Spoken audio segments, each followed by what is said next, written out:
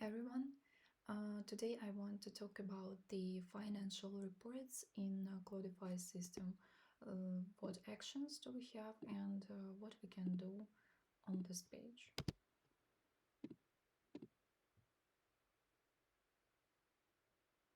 First, we need to log into the Clodify system and go to financial reports page.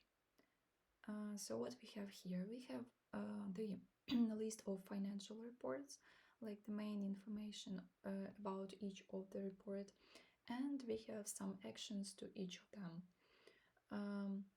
First thing what we can do, we can see the subcontractors of this report and add new and edit and delete existing one.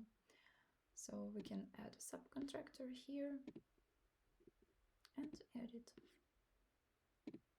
and also delete. What else we can do with the financial report? We can actually edit the information about the report. Like, let's check this one. What we have here, we have some information about this report, and also we can add or delete some information like expense constant, like here, investments, and corp events.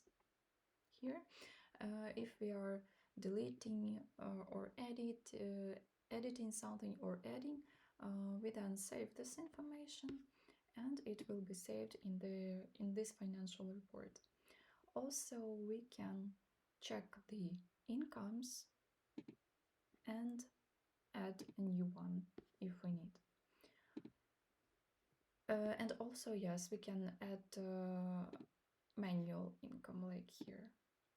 So we can complete the income details and save it, and it will be as added a new income.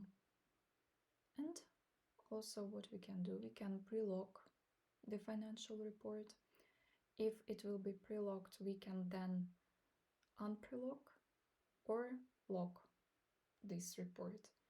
If we pre-logged the report, what we can do then with this actual report, we can unprelog log and we can see the bonuses and subcontractors. Like add a new one and also check the bonuses. And when the report will be logged, what we can do? We can view the information and check the subcontractors.